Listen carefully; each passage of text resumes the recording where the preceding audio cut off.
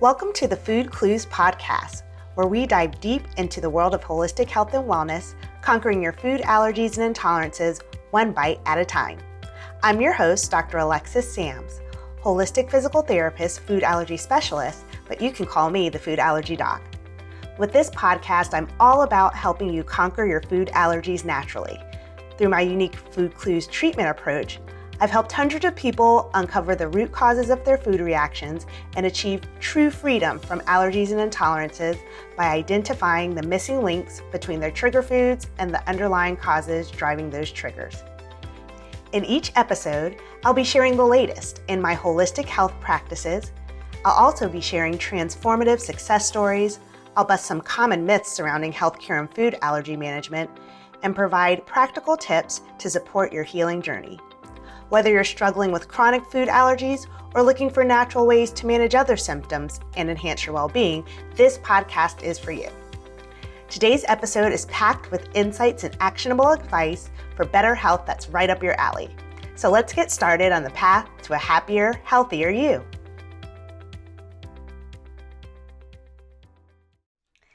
Hello, everyone out there in food allergy freedom land. Thanks for joining me. If you don't know me, I'm Dr. Alexis Sams, holistic health physical therapist and food clue expert. Like I said, thanks for joining me. I always say I'm excited. That's the word that I always think of because I always am, to share what I've learned as I'm working with clients to help them overcome their food allergies and intolerances. And today I am talking about allergy tests. The accuracy of allergy tests and what goes into why they can show certain readings in one way versus another. So why am I talking about this? The number one reason is because I've been getting a lot of questions about it, and I've been seeing a lot of questions on social media about conflicting results and just general questions of like, is this test accurate? Is that one accurate? And so I'm just going to share what I've learned about different aspects of different food allergy tests that can produce or that can be related to why those results can be conflicting sometimes. I'm also going to share why you might not always need allergy tests to determine the source, the characteristics about your allergies and intolerances. And I'm going to make sure that I address the specific questions that I asked for. Like I posted a couple days ago in my Facebook profile about if anybody had any questions about allergy testing and things like that, that they could drop them in the comments and I would be addressing them today. So I pulled those questions and I'll be addressing them. As always, you know that I've got my notes to make sure that I say everything and get everything out that was on my mind. So, all right, let's just dive into it. The reasons. So we talked about reasons for test inaccuracy or reasons for conflicting results.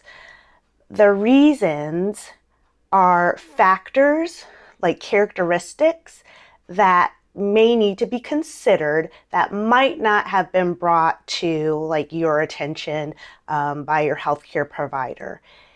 They've always existed. It's nothing new. I'm just going to kind of pull the veil back on some details of different aspects of allergy testing and then tie it all to how that can affect accuracy. The other main thing about reasons is that based on the qualities of the test and the details of your issue within your food allergy, that can be another reason for conflicting type of information. So like my golden rule, if there's nothing else that you get from the information that I share today, the golden rule about allergy tests and their accuracy is that most tests will actually be accurate for the time, tissue, and the cell type that is tested.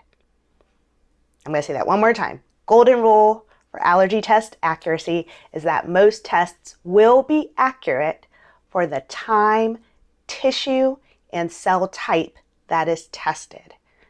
So when we talk about accuracy, when we talk about conflicting results, usually it has to do with one or a combination of those three factors relative to your specific health status or your specific symptoms. Has to do with something about time, tissue, and cell type. So I'm going to go over 3 different scenarios that I'm finding are the most likely responsible for confusing results, or most likely responsible for someone to question whether a test is accurate for them or not. The first one is test to tissue mismatch. So the allergy test does not necessarily or specifically involve the tissue, or there's a mismatch between the allergy test that's involved and the tissue that was tested. And where the conflicting results can come in is that the underlying issue that drives the allergy or the intolerance symptoms, because if you've been following my work, you know that I work with clients based on the fact that all allergies and intolerances, sensitivities, anything along that spectrum is driven by an underlying issue that is usually not being addressed. So when there's a test tissue mismatch that's producing conflicting results with allergy tests, that underlying issue usually isn't significantly involved in the tissue that's tested. So again, that's one of the factors that's likely responsible for conflicting or confusing results, or causing you to ask if a test result is accurate or not. So common involved tissues with allergy tests are skin, like your skin prick test, your patch test, things like that. Blood tests, those are usually the top 2. So in a general example, let me just go with a general example. A skin test for a food allergy or intolerance that has an underlying issue that involves blood may come out negative, and then the person still has symptoms. And that, I actually see that happen all the time. Again, I'll say it again. Somebody goes and gets a skin prick test, but the underlying issue driving the allergy is in blood and not necessarily in skin tissue. So the skin test is going to come out negative. So that's usually the most common factor contributing to test or suspected test inaccuracy, a test tissue mismatch. Second thing is timing. We talked about that in the golden rule. So when timing is an issue, if the underlying dysfunction or the underlying issue driving the food allergy or intolerance doesn't involve or does not produce an immediate response, a quick test result may overlook it. So again, we can use an example of a skin test. A lot of skin tests are used because they produce results in a fairly short amount of time, somewhere between like 15 and 20 minutes. However, if the underlying issue that's driving the food allergy or intolerance, you may know that I call those FAIs collectively. So if the underlying issue driving the FAI is something more digestive or deeper, more gut related, and it takes time from the time that the triggering food is ingested for it to actually get to the area where the underlying problem is, then again, results may not necessarily show up on a test that is read more quickly. That might show that same person may show a positive result to a type of test that's read a couple days later, or a few hours later, once the underlying issue, or once the food that's ingested or the food that's introduced gets to the area where the underlying issue actually is. So the other examples that I wrote is that if the underlying issue is related to load management. So I will say the number one load issue, meaning like increased amount, like load of an issue. The most common load issue that I find with FAIs is acid overload, because there's different types of categories and different types of classes of acids. anywhere from, fatty acids, where like your cholesterols, healthy fats, and things like that, they break down to fatty acid complexes. Your proteins break down to amino acids. Certain vitamins and minerals have an acidic component to them, or an acidic characteristic to them. So there may be times where, depending on different types of exposures, different types of metabolic rates, if your body struggles with metabolism in certain ways, if there's an issue with eliminating any of those acids, if they're not being eliminated adequately, they may be causing a buildup. So load of certain things that might be driving the food allergy or intolerance. Again, it may be that a test at one time is negative because you aren't at like a critical load within the underlying issue driving the FAI. If you get to that load and then get tested, that might be the environment, or that might be the condition where a test comes out positive. So that can very easily explain why somebody can have a positive test on one day, but then a negative on another one. Something that's read really quickly, if you haven't eaten before a test and something driving your FAI has to do with how your body breaks down proteins, but you take your test in the morning and you haven't had any food recently, it might come out negative that time. If you take one later on in the afternoon for whatever reason and you've had a couple meals and your body struggles to eliminate proteins, and that's the underlying issue driving the FAI, test might come out positive at that time. So again, timing can affect test accuracy and test results as well. Understanding that allergies, most allergies, and even sensitivities and intolerances, for me and how I understand them to function on a detailed level within the body, pretty much all kind of food challenges sit somewhere in the immune performance spectrum for me. So understanding that food challenges, FAIs, have an immune component. A lot of times what flies under the radar is that people don't always remember that menstrual cycle and testosterone, and specifically estrogen, have involvement in immune performance. So depending on estrogen levels specifically, that's a heavy hitter with a lot of my clients. Estrogen levels and how they interact with the immune system at the time of the test can also affect if a test comes out positive or negative for a certain food allergy. And again, this all has to do with, or this all relates back to what's going on with the underlying issue that's driving the FAI. So that's factor number 2. There was a test tissue mismatch that can affect test accuracy, and then timing can affect test accuracy. The third thing, I'm going to present it, and then I'm going to give a little disclaimer that I'm still kind of reading and trying to get some of the details about it. But from what I've understood from listening to clients, working with clients, and reading the research, the third factor is a mismatch, I'll call it a mismatch, between the underlying issue driving the FAI and the immune cell type that the test looks for.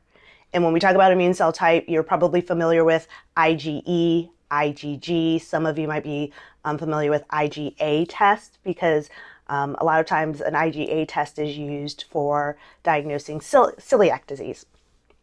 So the factor there is, if the underlying issue driving the FAI, it involves an Ig that's not used or that's not assessed in the test that you take, the results may come out negative. So in a nutshell, your IgE tests look for different types of allergens. You may also be familiar with IgEs being associated with parasites and how they can identify and alert the immune system that a parasite might be present, so that the immune system can kind of like mount an attack, take care of it, so you can destroy all those things. IgG tests, they do, or the nature of IgGs and how they help control, seek, and destroy, do their job in the immune performance category, they take a little bit more time. They also have 4 different subclasses. So there's like an IgG like 1, 2, 3, and 4. They have subclasses, and the subclasses look for or label for seek and destroy different types of things, different types of invaders, different types of germs. In general, the two major characteristics that the 4 IgG subclasses look for are germs covered or germs coated in proteins for protection, because germs are living substances and they don't want to die. So coated in protein and coated in sugars. So that's what IgGs kind of focus on. IgA, I guess the focal characteristic for IgA is that it picks up on and alerts the immune system for seek and destroy of invaders, germs that get into your mucous membranes or mucus-associated tissues like your saliva, nasal linings, things like that. So that's where a good majority of IgAs hang out and look out for invaders. Backtracking just a second, the main role of your Igs are to be lookouts for invaders so that the immune system can be properly, notified and organized in order to take care of the invader. That's kind of like the major role of your Igs. And then the specific types of Igs, your IgE, A, G, and all that stuff, they vary in where they kind of are located, or the types of germs that they kind of go after, or the type of germs that they easily recognize. So again, if the underlying issue driving your food allergy or intolerance is kind of flagged by one of the Igs, but then your test is not testing using that Ig level, you might come up with a negative response, but still have a symptom and still wonder why you're having a problem. So that's the third major issue that I find to be kind of true in terms of when people are questioning allergy test accuracy or, conflicting results. Let's see. Like I said, I'm always taking notes to make sure that I cover everything that's on my mind when I'm planning on the information that I want to share. There were a couple of things also that I kind of discovered. This one, again, there's definitely a pattern, a presence, but I'm looking deeper into it.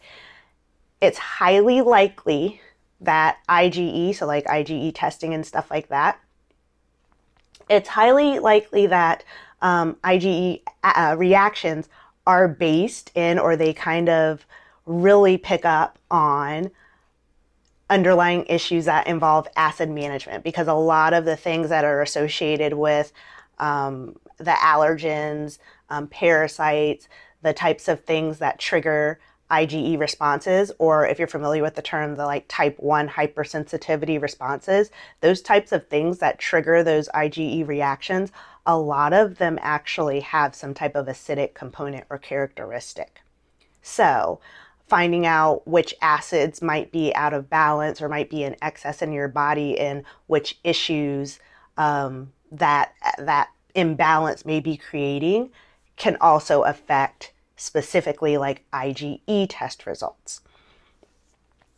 A lot of skin tests are looking at IgE levels, and what's interesting is that IgE-driven skin tests might indicate the severity and the type of the underlying issue a little bit more accurately. And that's because what I'm finding is that IgE, the IgE immunoglobulin, we said it's more like a lookout. It hangs out on different types of immune cells in case it needs to mount an attack. You might be familiar with the word like basophils, eosinophils, things like that. They kind of associate, IgEs kind of associate with those cell types in case an attack needs to be mounted, especially if histamine needs to be involved in managing whatever the invader is. However, in cases where it seems like the underlying issue driving the allergy is at a more like severe, a more involved, a more like elevated intensity, IgEs also will attach, to my understanding, they'll also attach and hang out with a different type of cell called a dendritic cell. And the majority of dendritic cells hang out on the skin level. They are like extra like lookout cells. They hang out on the skin because the skin is one of our biggest organs that very frequently interacts with the external environment. So when things touch our skin, very quickly we're getting input from the outside environment to our brains, to let us know if something's friendly, if there's a foe, if there's a problem, a threat, if we're safe, if we're not. A lot of that input comes through when things interact with our skin. So some IgEs, I guess I should say, if the underlying issue is severe enough, IgEs will hang out with dendritic cells to like really be ready, pumped, primed to mount an attack from the immune perspective. And again, I'm finding that how that relates to allergy testing is that skin tests, testing for IgEs or using IgEs as the indicator, with the understanding that the IgEs are attached to those dendritic cells, those super duper extra lookout guys on the skin, because they interact more quickly or more readily with the external environment.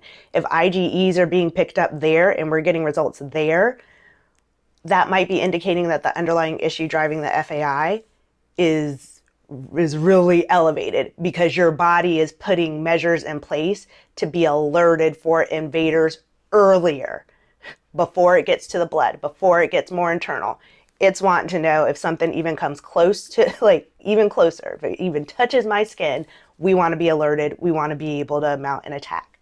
So that's kind of what I'm finding about a little extra detail of information from skin, again, allergy testing, but specifically for like skin tests.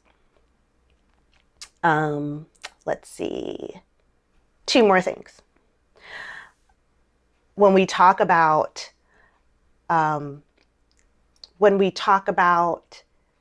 underlying issues driving the FAI, the underlying issues driving the food allergy or intolerance, that understanding and the need to identify and manage what that underlying issue is as a means to overcome the allergic reaction, as a means to fully resolve it.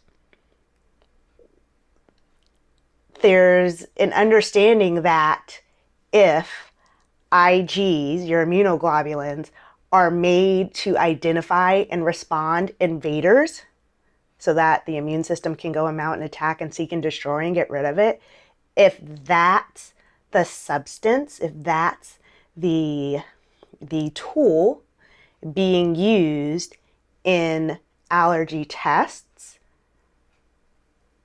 even though you're avoiding your food triggers, and this is for somebody who's getting like repeated testing, or again, conflicting result. If the thing that the allergy test is being used for is supposed to highlight germs and toxins to get rid of, plus you're already avoiding the foods that cause reaction, if you're still getting results on a test that you still have a reaction, that kind of points to the fact that the food really isn't the problem, because you're already in the practice of avoiding it. So I hope you're able to pick up what I'm trying to put down here.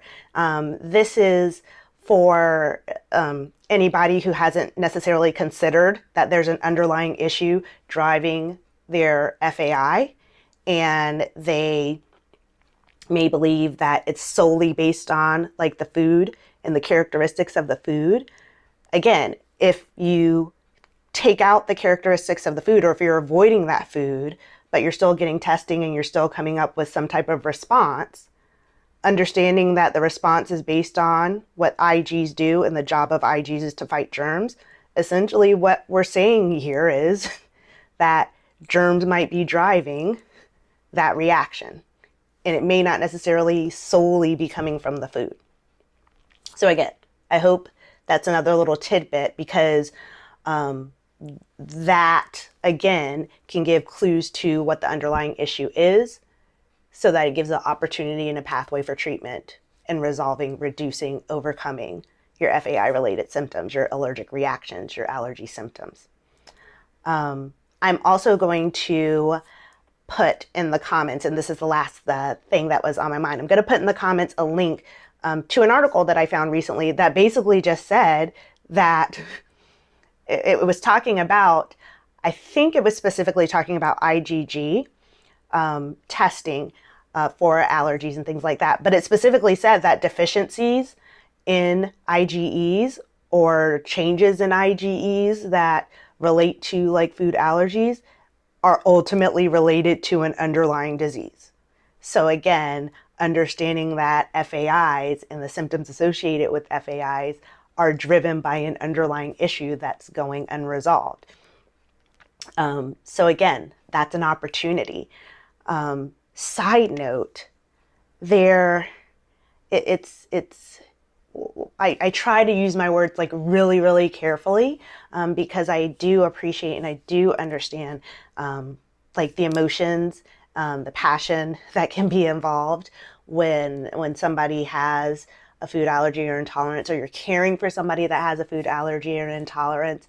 Sometimes there's, I'm going to call it a misunderstanding. That's my word.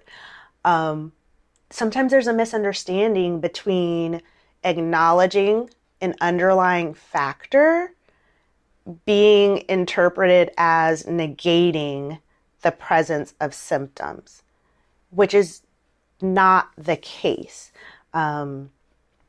If I propose, or if I, in my work, when I'm working with clients and I find that an underlying issue is the source of the problem, I'm in no way, shape, or form saying that the reaction doesn't exist. It totally does. It's the symptom that I'm using to find the underlying problem. But sometimes I've been picking up on when people talk about possible links to underlying issues, sometimes it gets, misunderstood as negating or trying to say like the allergy or the reaction doesn't exist. And that's not that's definitely not what I'm saying. And that's more than likely not what a lot of us are saying. Pointing back to this article, what we are saying is that the symptoms are linked to an underlying factor. And again, it's an opportunity for healing and resolution of said symptoms, because if we find the cause and treat the cause, it very well may open that pathway, or very well may open the opportunity to get rid of the symptoms, to get rid of the allergic reactions. Food allergy reactions, food allergies and intolerances aren't a dead end. It's not always just something that you have to deal with, including anaphylaxis. They don't always have to be the end of the road and just something that you have to deal with. So that's what I got from what I'm learning, what I'm reading, what I'm gaining from clients, and what we're learning from working to address the underlying issues and seeing the change in the FAI. So I will close with reviewing some of the questions. And they may be just repeats of things that I've kind of already said, because, just because. But I do want to make sure that I, address them and let you know that I did see your question. So one question that I got, or the first question that I got, was, why do allergy tests lie? So I hope with what I've shared earlier, you may come to realize that they don't technically lie.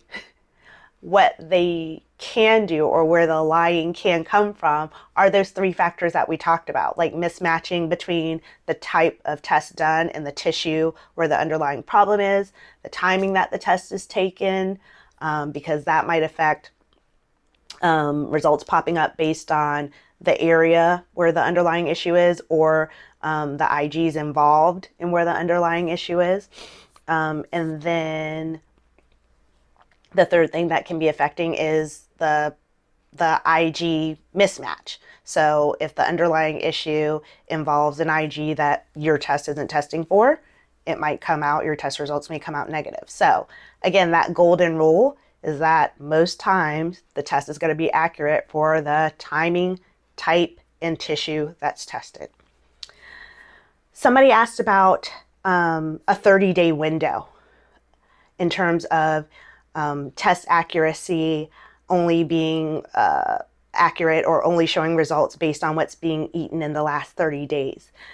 Where I believe that comes from is the fact that IgG, the immunoglobulin G, takes longer to be produced when the immune system is alerted to an invader. And again, this all goes back to the underlying issue driving the problem. So IgEs take a little bit longer to make, and like they're almost like shelf life reaction time, and therefore like their die off and turnover, that seems to go, from what I've been understanding in the reading, that seems to go somewhere between like a 21, 28 day window. So it may be that, again, if the food, the FAI, the reaction, is a symptom of an underlying issue, that underlying issue involving an IgE related response in order to mount an immune attack. If IgE is involved, that might account for that 30-day window of when something can be assessed or not, because it may be that the underlying issue is related to IgG alert or IgG usage, which, like I said, in my reading is somewhere in a 21 to 28 day window in terms of how IgGs are produced and used. So that's what I think is kind of factoring into the accuracy for tests, and if you've heard about a 30-day window of whether or not like a test is accurate or not. I got a question of why is the allergy test not showing anything, and what do my allergy results really mean? Again, that points back to the golden rule. An allergy test might not show anything if there's a mismatch within tissue, timing, and type. Which tests are better? That's a question that I got. I don't necessarily believe that there's a better or a worse test. What I do believe in is looking deeper into food clues, which if you don't know what food clues are, make sure you comment below so I can clue you in on that. But basically it's just understanding the characteristics of food and how they can reflect what's going on the inside of our bodies and help us identify underlying issues. So understanding a food clue and understanding or kind of having some insight as to what underlying issue might be driving an FAI may point us towards better selection of an allergy test to produce a result that might be more accurate and reflective of what's going on with you. So, general example, if your food allergy or intolerance involves, I always go with peanuts because it's the one that I've done the most research on. If it involves peanuts, peanuts do have a high overall acid content. It's high in fatty acids. It's also high in protein, so amino acids. So all in all, the big thing about peanuts is it's generally really acidic. If we know that peanuts are generally really acidic, and we know that IgEs tend to pick up issues with acid management, then I would recommend probably some type of allergy test that picks up or uses IgE as a detector to see what's going on there. If there's something with or So that's one aspect to look at it. You can also look at the reaction, the specific reaction. Again, we're talking or answering the question about which test is better. You can look at the specific reaction in terms of if the FAI, the food that you ingest, you know that your response is more abdominal. You know that it's more abdominal cramps, diarrhea, a vomiting, something like that. If you know that those are your allergic responses, you might want to go for something that, or you might want to look more into a test that would be more indicative of IgEs that have or reside more in the gut, or that are associated more with gut or gut linings. So that actually might point you more to an IgA related test, because IgAs are more residing in saliva, your mucous membranes, in addition to the blood. So again, these are possibilities for what can help increase your test accuracy. And this is answering the question about which test is better. I think the closer that you can get to like a symptom Ig match or symptom tissue and response match will increase your accuracy for you personally of your test results. So they'll make more sense. And then how often should you test? That's a really good question. I think testing can be good, especially if you're working with someone who's addressing the underlying issue. Testing annually or like every 6 months or so can also be really good to give an indication of if the underlying issue is being resolved. Because if the underlying issue is being resolved, it is getting taken care of, then theoretically your test results will come back like increasingly negative. They're going to come back showing less and less of a reaction. I have an understanding that currently allergy tests are done in some type of, regular monitoring fashion. So if that's, and then that's probably dependent on the severity of the allergy. So if it's every 6 months or once a year or, every 3 months, they're done or used to monitor. That monitoring can also be done in the presence of addressing the underlying issue. And what you should see are things improving. So how often should you test? You could test as often as you needed to make sure that your underlying issue is being addressed. However, the power with food clues, the power with understanding how the underlying issue may be affecting your overall function and looking for changes in those functions or changes in those symptoms as you address the underlying issue, that might be all the information that you need to indicate what's going on with your allergic reaction. I'll kind of leave that there because that's actually going to come up in another talk that I'm doing. We're going to dive a little bit deeper into using food clues and how I use food clues to actually manage reactions. But I just wanted to kind of plant that there. That specific testing can be a good tool, but you need to make sure that time, tissue, and type match. And they may not necessarily be the only tool because we have all the information that we need inside of us to help us determine, one, what's going on, and two, we have the body has the capacity to be able to communicate when things are getting better, and then also when things are not progressing, so that we can get back on path to healing ourselves more naturally. So there you go, guys. Things that I wanted to share based on questions that you've submitted or questions that I've seen for the reasons behind allergy tests. Yeah, how they can help us, what happens when they have results that don't make sense, and things like that. So I hope you found that valuable. I hope you continue to follow what I'm doing in order to help people free themselves from their food allergies or intolerances. And yeah, that's all I got for right now, guys. Stay tuned. I'm going to keep sharing more and helping to, keep the revolution going. Take care, guys. Thanks for joining me on this episode of the Food Clues Podcast. I hope you found today's talk insightful and inspiring as you navigate your journey towards better health and wellness. Ready to take the first step in conquering your food allergies? Visit www.myfoodclues.com/quiz and take the Food Clues quiz today. In less than 5 minutes, you'll get your first food clue to identify the likely causes of your food reactions. This will be your first opportunity to uncover the hidden factors impacting your health and start your journey towards food freedom. Stay connected by following the Food Allergy Doc on Instagram. Enjoy the Food Allergy Freedom Collective on Facebook, where you'll find a supportive community and valuable resources to help you on your path to wellness. And don't forget to subscribe to the Food Clues podcast so you never miss out on an episode. If you enjoyed today's episode, please leave a review and share it with someone you know.